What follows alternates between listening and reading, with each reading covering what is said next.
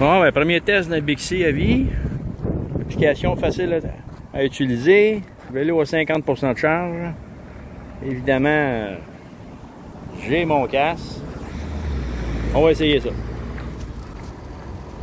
Dès le premier coup de pédale, on voit tout de suite que c'est une assistance avec un capteur de coupe.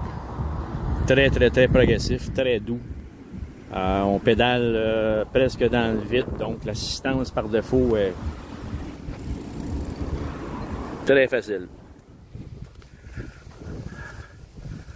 Alors, avec le câble qui arrive au moyeu arrière, on voit que c'est une transmission qui est dans le moyeu. Et de toute évidence, c'est pas un moteur roue, incluant non plus ce qui est à l'avant. Donc, un moteur pédalier qu'on va tester avec une belle pente que j'appelle la pyramide de Boucherville. Alors, ici, les moteurs roues, là, on voit tout de suite un manquement. Puis les moteurs pédaliers sont nettement favorisés, fait qu'on essaye ça. Et donc, on enclenche sur la pente très agressive.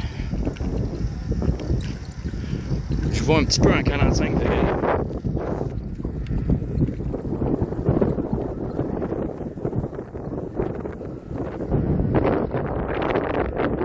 Possédant une motorisation Bosch Performance Line, je dirais que lui, il doit être plafonné à 250 watts. Ça n'a pas été tellement facile.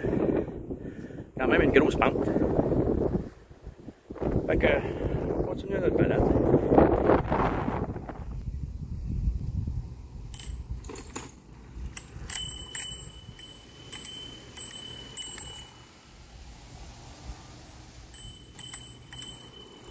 Ça marche. Petite analyse un peu. Lumière qui flash à l'arrière, à l'avant, c'est-à-dire. Ainsi qu'à l'arrière. Pneus, pas tout à fait 2 pouces. Quand même confortable, mais ça porte un peu dur, 1.7 environ. C'est un câble un peu trop mou. Les freins en descendant en pyramide n'étaient pas super. Donc 3 paliers pour les vitesses situées dans le moyeu central. On sent que le 3e palier monte probablement jusqu'à 32 km/h avec un peu d'effort. Comme je vous ai dit, j'évalue à peu près la puissance à 250-300 watts, le moteur pédalier. Donc, 17 minutes 52 d'utilisation à date. On voit ça sur l'application en haut à gauche. On voit la base d'emprunt.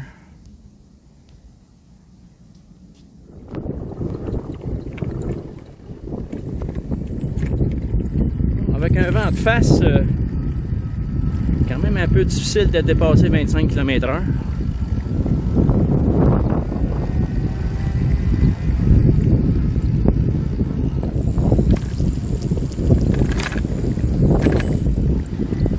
Avec le vent dans le dos, on peut se rendre à 30 assez facilement. Ben, n'importe quel vélo peut faire ça.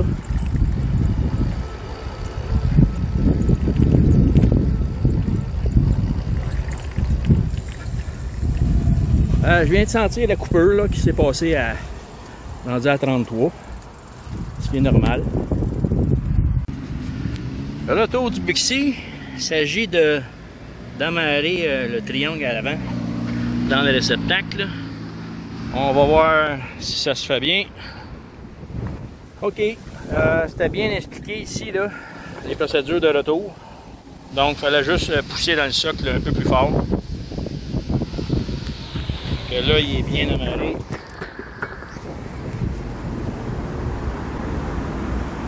Donc, un 27 minutes